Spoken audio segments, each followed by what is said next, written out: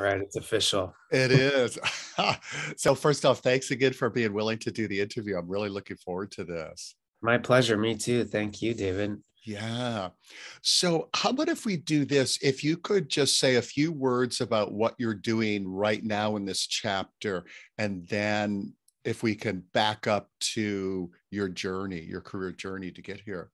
Sure. So I just got a brand new job recently. Well, 4 months ago, I got it. I am now working at an ed tech startup. It's a fully remote job. They do online executive education with colleges such as Cambridge, MIT, Oxford, and they teach executives on uh, sort of the things, disruptive technologies, the things that are really changing our world right this minute. So things like cryptocurrency, blockchain, cybersecurity, artificial intelligence. They're a startup company designed to educate the leaders of today about that space. What my role is at this startup is an advertiser senior writer. So I'm part of the creative team that creates the advertising that sells our courses online. So that's where I'm at right now. I'm loving the gig. I love my team. It's fully remote, right? So I'm a member of the great reassessment because prior to my job now, I was at a traditional ad agency for 10 years. But right now, I'm working the remote lifestyle, thinking about buying an Airstream with my husband and living the digital nomadic life. So that's actually a huge part of my path forward in the next the next big part of chapter of my life would involve this Airstream and digital nomadic lifestyle. So that's something that's not on my resume right now, but it's in my future. So that's where I am today. Oh, that's awesome. And boy, that really kind of connects us to what we talked about off air in terms of growing up. So yeah, if you could talk about your childhood, very cool, unusual childhood, and then walk us through, even if you can like include college, like what you Sure. majored in, how you made that decision, what happened when you got out with or without your major in terms of jobs, et cetera. So yeah, go for it. You got it. So my childhood was a little interesting compared to some others. I was born in Switzerland and spent the majority of my youth and upbringing moving around Europe and South America because my dad's job was he worked in the State Department as a diplomat. So he represented the United States government overseas, and wherever he moved to, I moved to. So I was born in Switzerland, lived in Luxembourg, Germany, Greece, Brazil, California, Rhode Island, a few other places. And I graduated high school in Germany right after 9/11. I was the first graduating class after 9/11. So that was a big moment in our world, in our culture. And I feel like my path is kind of defined by those big milestones in our worlds. But anyway, so I had that interesting lifestyle. I really traveled a lot. So in terms of choosing a career, that wasn't something for me that was necessarily a must have, wanting to travel. For my father, it was. So I graduated high school and I was kind of a kid who didn't know what they wanted to do, right? It wasn't like, oh my gosh, I love the piano. I'm going to play the piano for the rest of my life. I didn't discover something like that at age 7. So for me, I was a very creative kid, artsy. I liked to write. And by the time I graduated high school, it was trying to find out what college I wanted to go to, what should I major in. I ended up at the University of Rhode Island taking a major in communications because that felt very open and broad to me and would give me some good skills. And I really liked that major for me because it taught me things like public speaking, which I sort of thought was, oh, I don't need to learn that. And actually that class was one of the most valuable classes I've ever taken, just because it's been a benefit to me throughout my whole career at every moment, not just, for one particular piece of it. So public speaking was great. So I ended up at the University of Rhode Island, did communications, graduated after 4 years with a degree in communications and marketing, but I still didn't know what I wanted to do. So in my senior year, I took an internship at a radio station because radio was something that really interested me. And I spent the summer interning at a talk radio station, and it actually showed me that radio was something that I didn't want to get into. So I think that was one of the benefits of taking an internship, or it can be a benefit to anyone, is it'll show you what you're interested in, whether you like it or not. And so for me, the radio showed me, oh, I'm not that into it. I really want a career where the potential to make a good income is, there's a greater chance of that in another field. Radio seemed a little bit tougher. So I thought, okay, radio's not for me. I remember meeting this guy in advertising who seemed kind of creative and kooky. He was a friend of my parents. And I said, maybe advertising could be something that I'm into. So I did what a lot of people do when they have a question. I turned to Google and I typed in advertising schools because I was just about to graduate college, but I didn't feel prepared to enter the advertising world. And I found an advertising school called Miami Ad School. And they're one of the top ad schools in the world right now. And it's a 2-year portfolio program. So it's kind of like a master's degree, but you don't get a master's degree out of it, but you get the knowledge and the firsthand experience. And so, yeah, I went down to Miami Ad School. I was there for 2 years. The first year, I really learned the fundamentals of copywriting. That's what my field is now, and learning sort of the basics of advertising. Then after that, every 3 months, I interned at a new advertising ad agency. And that really helped me to show me, okay, do I want to be at a larger ad agency or a more intimate ad agency? I was able to do that through my internships and discover that I wanted a smaller, hands-on boutique kind of feeling experience with an ad agency. And I was liking, the creative world of advertising. That was something that was very, very important to me, was how do I, release this creativity within me? And advertising was a method for me to do that. So I studied there for 2 years, and then another big milestone happened when I graduated advertising school. The Great Recession hit of 2008, 2009. So right as I was graduating ad school, another big moment in our world happened. And I remember thinking, oh my gosh, how am I going to find a job? The first thing that companies cut are marketing budgets, when there's a recession. So I graduated from Miami Ad School and was living with my parents for a while. And there's no greater motivation to find a job than living with my parents, at least. And within 3 months, I actually landed a job at a smaller business to business advertising ad agency. They found my resume that I submitted. And the ad agency was located in Little Portland, Maine, which for me, I had never really heard of, just traveling around the world. My parents never went to Maine really regularly. And I thought, okay, well, let me see. I'll check that out. That sounds interesting. And I took the job, and I was at that little ad agency for 2.5 years. And I thought, okay, this isn't quite for me. I'm going to go to New York, go to Los Angeles, go to Chicago. I'm going to work at a bigger ad agency. But then the ad agency down the road in Portland, Maine, had an opening for a copywriter. And I thought, you know what, that seems like a that seems like a great ad agency.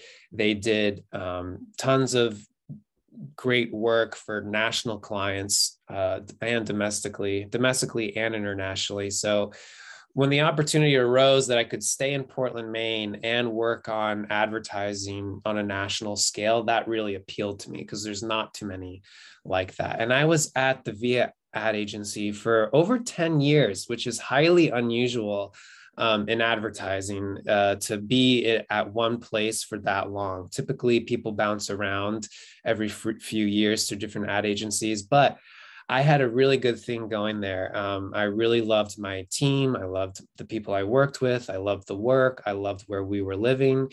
And so I stayed, and I have no regrets. I had an absolute, blast of a time working there. And it afforded me the ability to eventually make the change into an entirely different category, which is tech. So now I consider myself, an employee of the tech world because I'm at a startup now, and that's a much different culture. But I'll pause there. That's kind of the 30,000 foot view speed version of my history. But Man, so yeah, a bunch of things I want to pick up on. sure. So, one of the things I'll do was that last out, first in, or what did that say it is? So you Sure. mentioned about switching industries. Anything that you want to say about going from working at an ad agency to doing copywriting and tech? Any obstacles in terms of them, like in interviewing them, getting like, oh, you can be in this field even though that hasn't been your focus, like that whole crossover? Anything you want to say about that? Or Sure. So I think for me, I don't want to say it was easy for me to cross over into tech, but I think I was primed for it because I already had a huge interest in tech. So to me, the thing that really helps in a crossover kind of career move is to have a huge interest in it already. And to me, I think, excuse me, I think most people already have an interest. That's probably is what is motivating the move. But for me, I was always interested in artificial intelligence, the idea of the future, technology in general. I'm the guy that people call in my friend group when their iPhone or their Wi-Fi isn't working. So I already had an interest in this space. And so when it came time to my interview, I could speak about it naturally. My tech startup is involved in things like blockchain and cryptocurrency and cybersecurity and artificial intelligence. And I was almost a hobbyist in those worlds, listening to podcasts, reading the tech blogs, that kind of a thing. And so it was almost very easy for me to talk about it. And so to me, if you want to own a coffee shop one day, you should know how to make a cup of coffee, kind of a thing. That's my advice, I guess, is to have a little bit of an interest, or more than a little bit of an interest. awesome. So you had sort of like a natural organic affinity and connection to it, so they could see this guy's passionate about it. It isn't, he's just like in some sort of weirdly way trying for this job when he has no experience in this field. Exactly. And in my former role in my traditional ad agency, I kind of labeled myself and defined myself as the tech creative. So I was the one that was keeping up to date on what Facebook was doing with their advertising, what's going on with Google, what's going on in the tech space in general.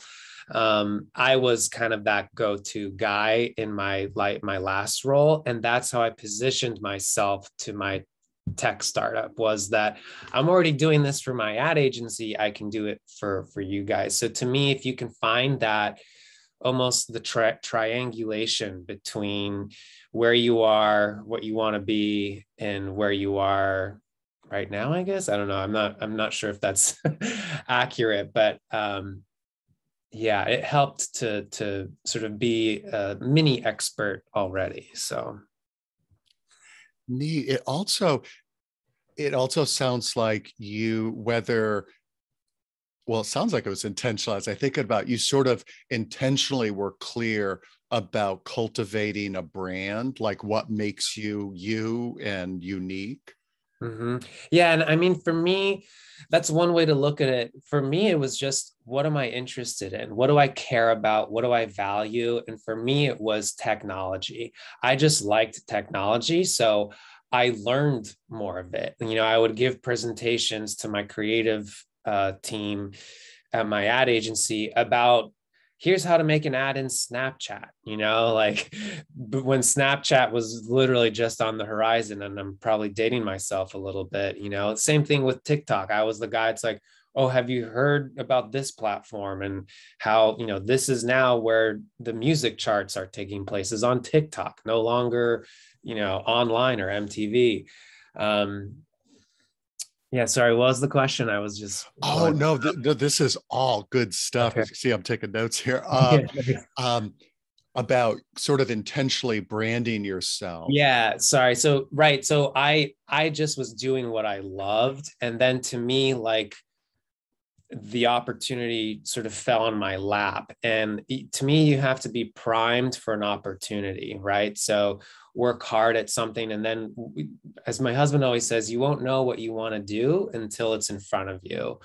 But that's kind of, maybe we can talk about that down the road. But do you want to say, actually want to go for it? Because that's fantastic. Sure. Yeah. So, I think a lot of people spend a lot of time thinking about, well, what should I do? What should I do? Where do I go? Where do I invest my time in?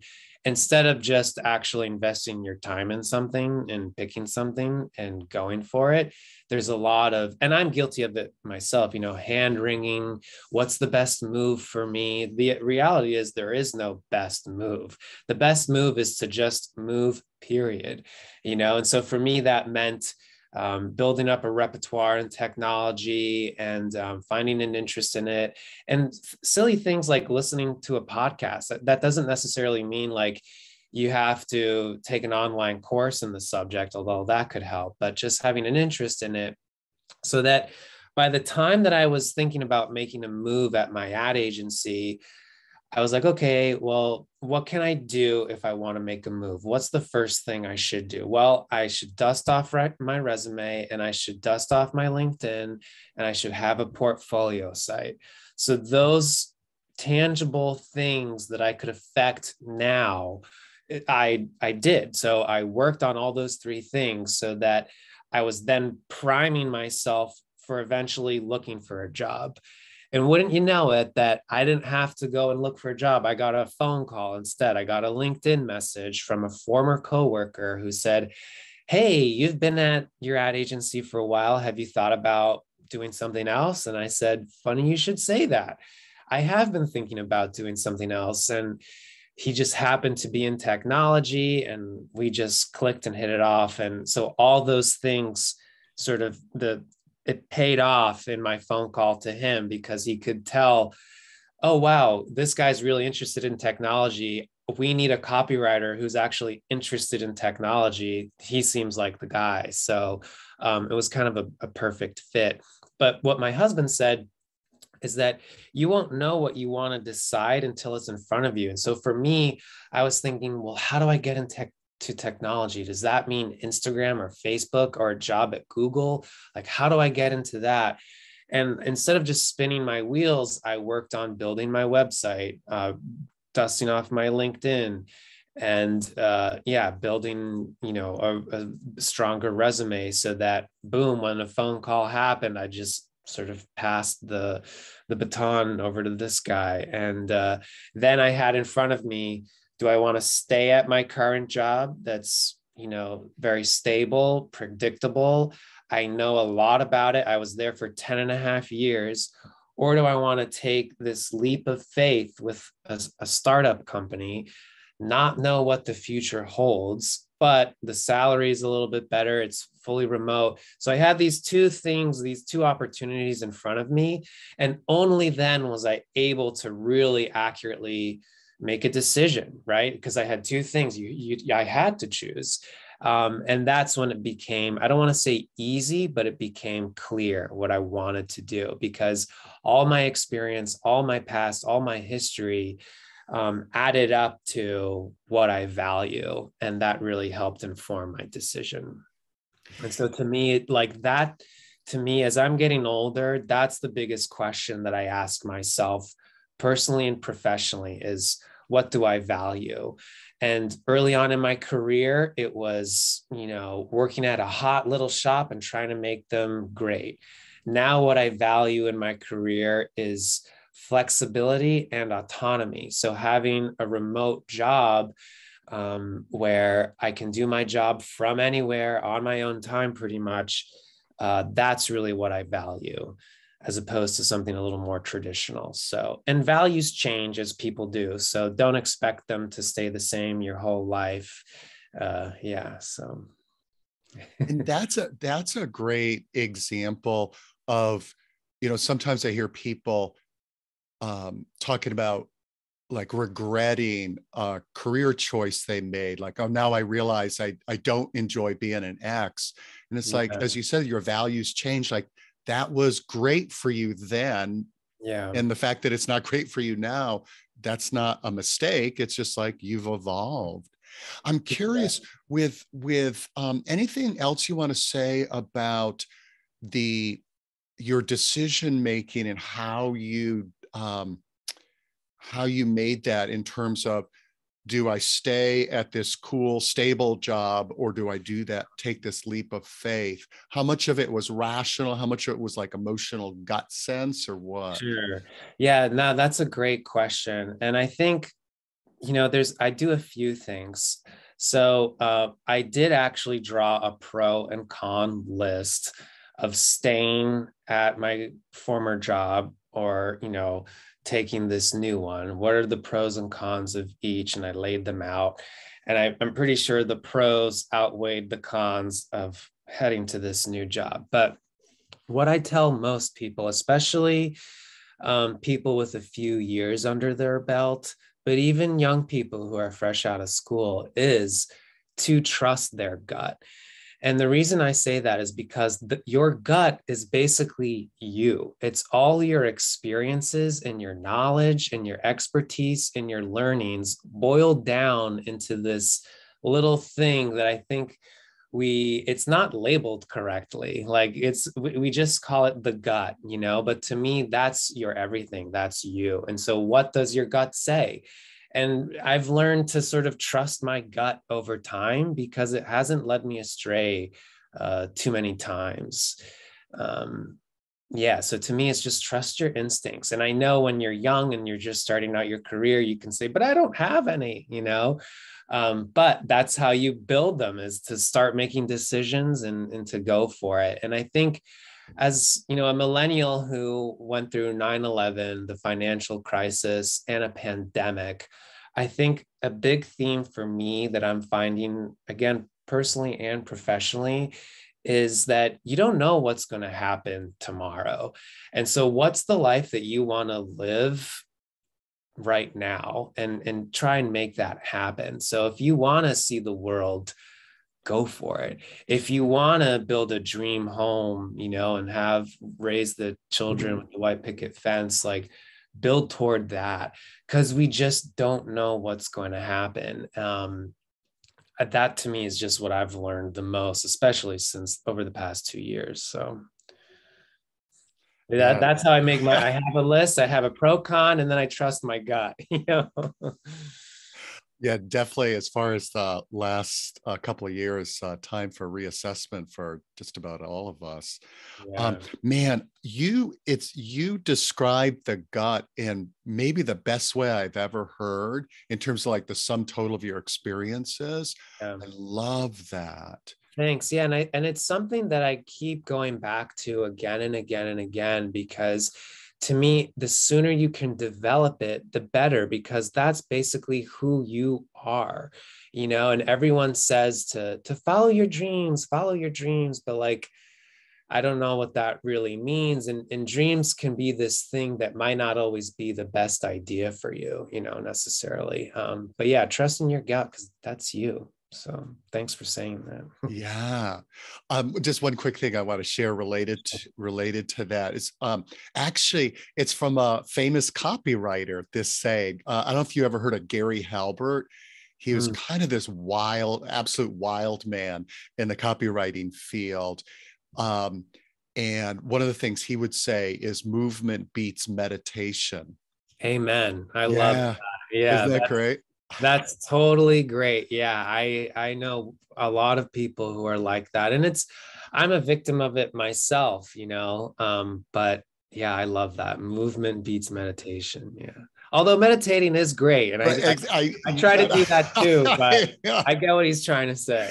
it's funny, yeah, because I oftentimes I'll do the little caveat too, like, but yes, exactly, meditation is really important too.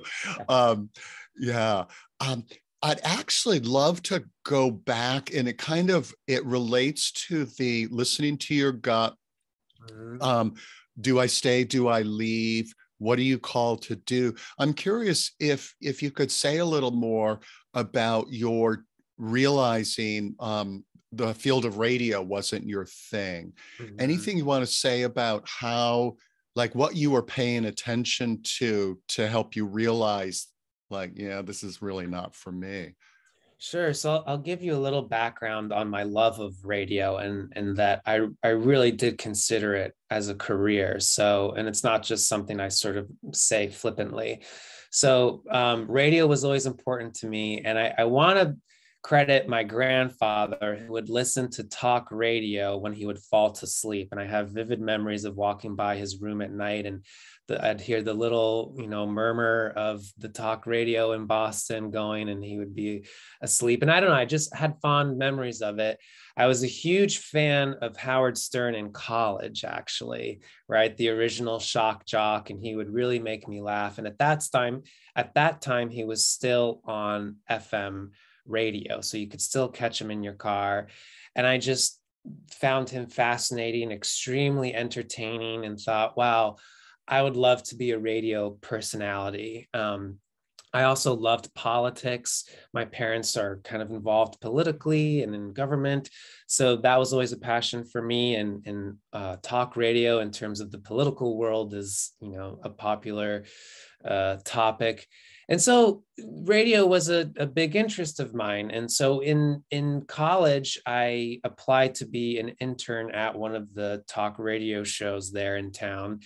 I was with Arlene Violet. She's a local legend here in town. She used to be a nun, and then she became, I want to say, Deputy Attorney General or even Attorney General of Rhode Island, and then eventually had her own talk show. She's a fascinating woman. And I interned for her and a few other people, and it was really fun to sort of see behind the scenes. And when I was interning there, I just saw how the sausage was made. Like, okay, if I wanted to be a job as a producer, here's how much a producer's job for, a local talk radio person makes. And here's what their day looks like. And it just wasn't enough for me. I valued a bigger paycheck than that. I knew that, okay, talk radio, unless you're a Howard Stern or someone like that, it might not pay the best. And, the idea that you shouldn't think about a paycheck, just think about what you want to do as your creative passion and let that lead the way. That's great, but I also have to pay, rent, and I was pretty much on my own at 18. And so how could I make that happen? And so the idea of having a bigger paycheck right out of the gates was something that appealed to me. So I knew that radio might not be the most financially not viable, but biggest windfall in terms of a salary. Radio might not be it. That's kind of what I saw. With that being said, I saw that I did love the creativity behind it. I loved the passion behind it, but I don't think I saw it as a career for myself. Once I saw what a career could look like, and that's just a personal decision. So yeah, that's how I led to it. I saw what it looked like, and I said, no, I don't think that's for me. So. Man, that's really interesting. A couple of different points. So one is, it's a great example of, just because we love something, it doesn't have to be a career. It's like, I remember as a teenager in college loving photography, and I still love photography, Yeah. but not as a career. Mm-hmm. It's also back to getting out there and experiencing things. It's a great example of the difference between our idea of what a gig is like, and when you say seeing how the sausage is made, like, oh, that's what a day in the life of is. And Yeah. that's so important. Yeah, I totally agree. And I didn't see my time at the radio station as uh, an opportunity lost, or like, oh, geez, what a waste of time that was. In fact, it was the opposite. It showed me, again, what I valued. It was like, yeah, no, Stephen, I don't think this is the path for you necessarily. Now that you see what it looks like, let's try and find something else. And I remember I had a teacher who I always admired because she had all these different childhood jobs. She would talk to us about being, working on the bean in the bean factory, popping boxes, and then making pizzas, and then answering telephones. And the idea of having all these different kooky jobs as a young person actually was something that really inspired me. And I remember I said, I want a lot of interesting cookie jobs so that I can tell these weird and interesting stories. And so I had a few, like I had a few internships and a few odd jobs. So yeah, to me, like you got to try it out before you buy it, And I think that's what internships are good for. So in different fields too, I don't necessarily, because I mean, you can take an internship at 5 different banks, but you're still in banking. You know what I mean? So for me, it was more so of the actual field that I was interested in. Awesome. Let's talk about, kind of along the theme of a day in the life of. So can you describe, so back when you were working at VIA, like what would be a typical day or a couple type of typical days, and then now that you're working remotely? Sure. Sure. So, for me, what I love about advertising specifically is that every day is different. And so that's something that is a little more unusual from a lot of other jobs, is that you just don't know what the day will bring, especially in an ad agency, because the revolving door of clients, every day is changing, and you're always trying to chase down new business and win new business. So that's what I loved about it, was just you never knew what your Monday was going to look like, your Tuesday, Wednesday, Thursday, or Friday. But so that was one of the biggest things that I loved, was the unpredictability of it. That being said, like you have to learn how to manage that. And I think a lot of people, that can be a stressor for them, because sometimes it's crazy busy where you're working out all hours of the night. Other times it's not as busy. And I call that riding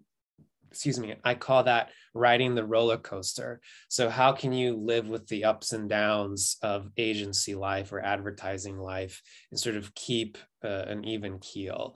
That to me is like a balance of like healthy lifestyle and healthy work style. But a traditional day in advertising, I would say, is I like to do my writing in the morning. So I get up, I'm an early bird. I get up around 5:30 or 6. I have my coffee, and I'll start writing right after I have my coffee. So, I can start work at 6:30, 7, 8 in the morning, and I'll write for a few hours.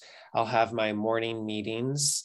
And that's basically how I roll into my day. And every day is different. So some days I have more meetings than not. As a copywriter, I'm not involved in tons of the management decisions, which is really nice. I get to focus on the craft, which is something that I also value, is actually doing the work. I like to do the work of advertising as opposed to managing teams and people. So yeah, and I would say my days look kind of similar here at the startup. The only difference is that at my startup, we're 100% fully remote all of the time. So that was a big adjustment for me. And how do you create a schedule in a remote work lifestyle or a remote job? How do you build in a routine when there's a lot of autonomy? That's something that I think is a skill too. I use my calendar a lot. So I block off every single moment in my life. It might sound a little sad, but I block off every single moment in my life, whether it's a walk with my dog, a ride for the bike, or a 2-hour focus session. I let my day be known to everyone on my team so that they can see, what it looks like. So, yeah, does that answer that question? It does. I'm curious, how many hours, and this has come from like just a personal interest as somebody who struggles. I love to write when, like, that saying, when you're hot, when you're not, kind of Yeah, thing. yeah, And I've never been a grinder when it comes to writing. It yeah. unfortunately has to be like inspired. I'm Sure. curious, how do you deal with that? And also, how many hours a day do you find you can write without, like, when is that mojo end roughly for you where you have to do other stuff? Yeah, it's a great question. I remember I heard a woman who was in advertising. She came to speak to Miami Ad School. And the biggest takeaway that I learned from her was that she trained her brain to work from 9 to 5. And she said that it can be done, and that because I think in advertising specifically, there's this idea that you have to burn the midnight oil to get something great. And her point was, I don't think so. I think you can train your brain to be operable between 9 and 5. And so when I heard that, I said, yeah, I'm going to do that too. I mean, for me, it's more so from like maybe 7 to 3, where I do my best writing in the morning till lunch, essentially. And then after lunch, I need like a few hours of downtime, of personal time, and then I can get back into writing again. But for me, since it's my job and not necessarily a creative passion, I force myself to do writing when I have the time to do it. And I compartmentalize when I have to work. And that's how I deal with sort of nebulous deadlines, because people will ask me, if I have to come up with a TV script for a television commercial, they'll say, how do you think of an idea? Like, where do you start? It's kind of a similar thing. Like, how do you even know where to begin? And to me, you just start somewhere. And so when I set up these calendar blocks in my mind, but also in my calendar, that's sort of like a mental cue for me. Like, okay, this is when you're going to do it, and boom, you better do it. And now, sure, does writer's block happen every now and then? Sure, but I have some tips and tricks that I've learned over the years that I can use that will unlock writer's block as well. And to me, like, writer's block is more so just a thing in your head than a reality. Right.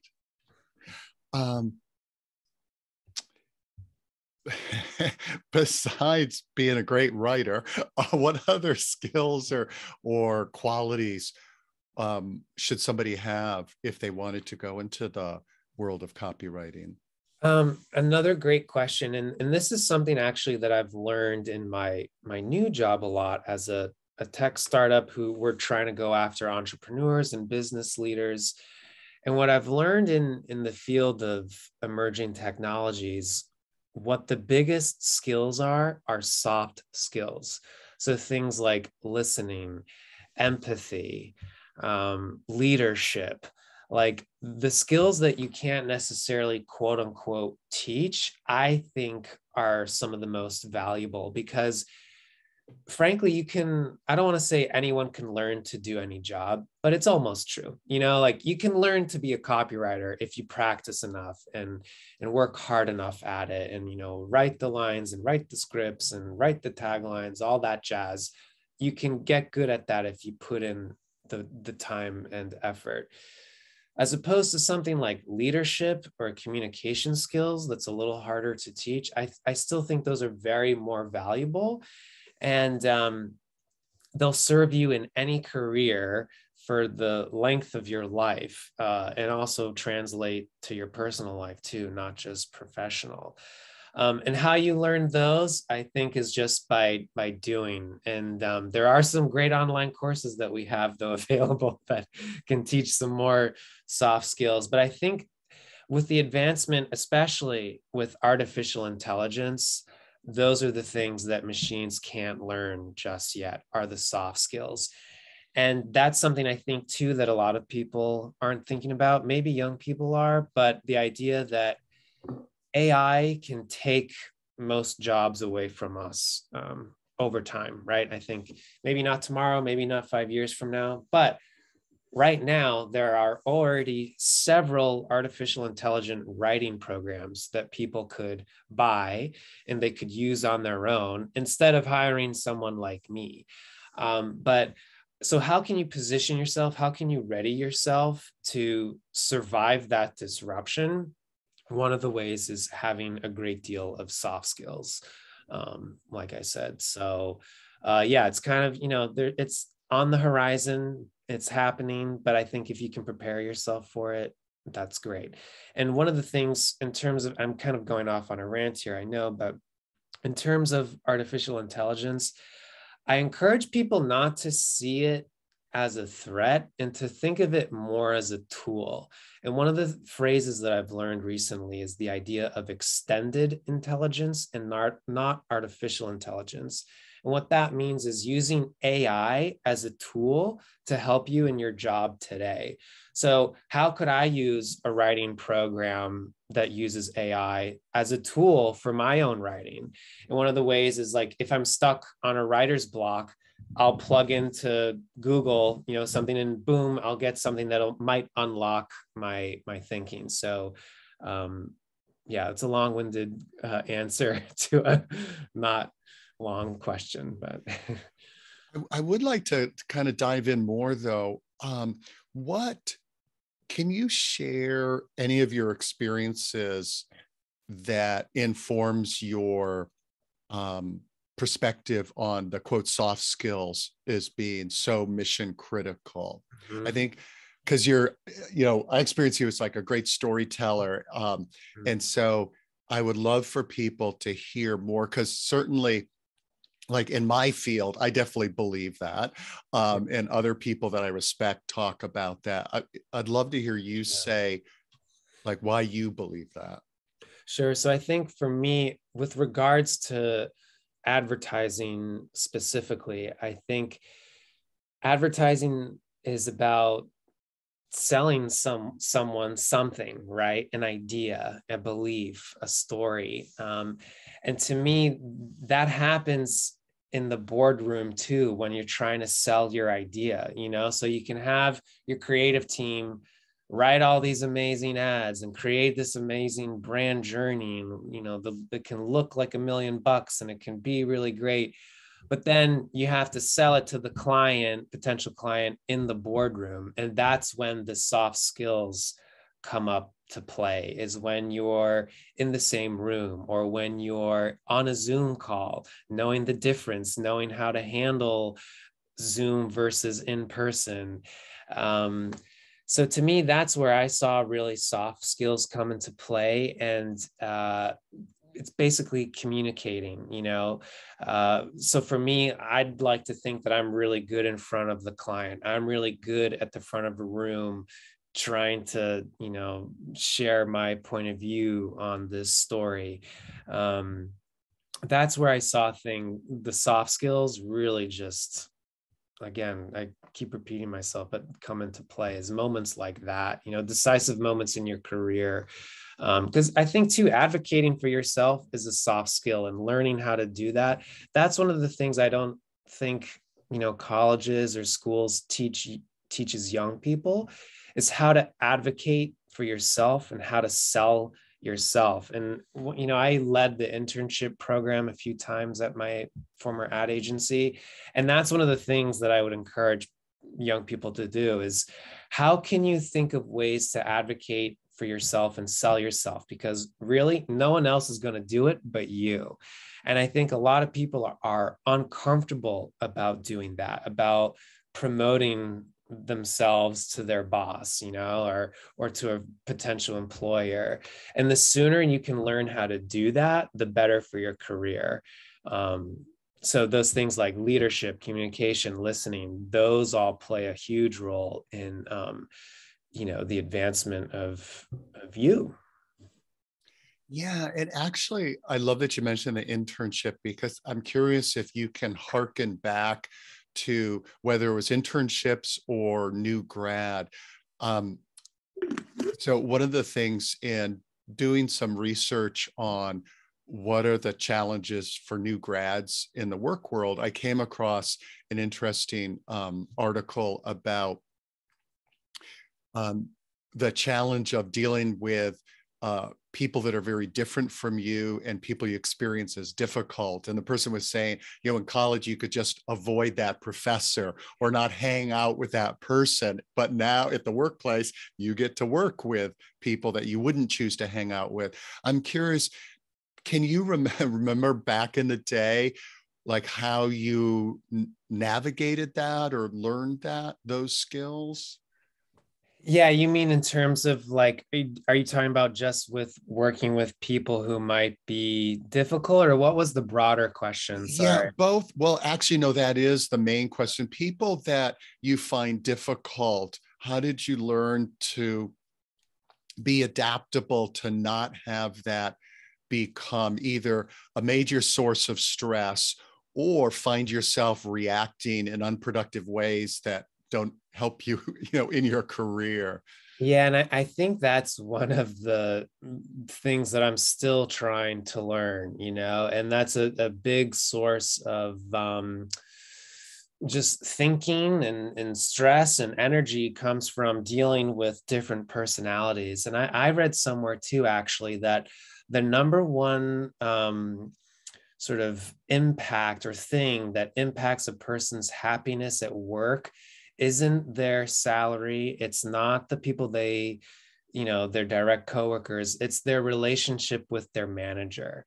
If you have a sort of a nasty relationship or not a great relationship with your manager, you're not going to be happy. And once I learned that, it sort of illuminated a lot to me, like, oh, that makes a lot of sense. And it's something that I've worked on and I'm continuing to work on, is just, yeah, how do you manage your relationships at work and with difficult personalities? There's not a one solution that fits all. That's the sad part to me.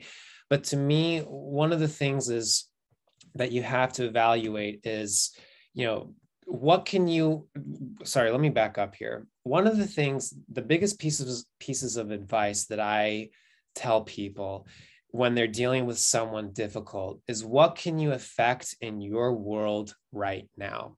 So for me, at one point in time, I had a very difficult relationship with a creative director, right? And I thought, oh my gosh, this is the worst. Like, I can't work here anymore. I got to get the heck out of here. That's what I thought the solution was, is to throw my hands up in the air and quit, say, this isn't for me. You can have those kinds of days. And I was ready to become a mechanic. And, I was telling my therapist this, and he started laughing. He said, don't quit your day job yet. Don't pick up the wrench yet. What can you affect in your world right now? And for me, that was asking to be put on a different client so that I would have a different creative director. And that solved that immediate problem. And I was happy for years to come. And so my piece of advice is, what can you affect in your immediate world right now? Can you limit the number of meetings that you have with that person? Can you send an email instead of a meeting? Little things like that. If you can't affect your world right now, that to me is when you are forced with the decision: do you make a big change to leave, or do you do something else? And again, each case is different. You just have to weigh, is, this personality worth the paycheck, is kind of how I think of it. But yeah, each situation is unique, and you won't know what to do until it's in front of you, like I go back to saying. So But Yeah. I'm sorry, go ahead. one other thing that, at least for me, what I try to be friends with a lot of people, so I'm not necessarily the best uh, business leader because I like to have everyone on my side, or I like to not ruffle any feathers, kind of a thing. Yeah, so that's just a side note. Sorry. No, that's actually a great point. Um, I'll finish the sentence and then Sure. loop back to what I was going to say. It's a great point of um, having a wise career journey is the old know thyself. So to Mm-hmm. get clear, like, okay, like one of the things I think about um, is like, how do you create an ecosystem that allows you to thrive? And Yeah. so if you really value like connection and harmony and all that, having to make tough people decisions that will make people upset, that's not necessarily, yeah, a good ecosystem for you. No, and I love that idea of an ecosystem. That's a framework that makes it easy for me to understand. Yeah, um, totally spot on. Oh, cool. Thanks. And it's so funny and neat how much we're tracking throughout this conversation, because I was just about to loop back to that earlier point about engaging with the world to discover what works for you.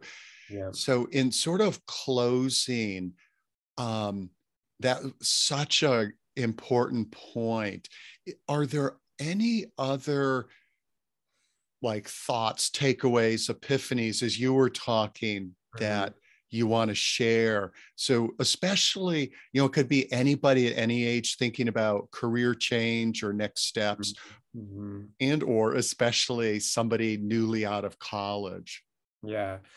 No, it's funny too. Yeah, I put some questions, or I answered some of the questions you sent earlier, and I think one of the things I'd just like to mention in closing for me is sometimes people can think that I'm good at what I do because it comes naturally to me. Like, oh, you can write a line because you're funny, or you can give a presentation because you're so comfortable. Actually, that's not always true. I really work hard.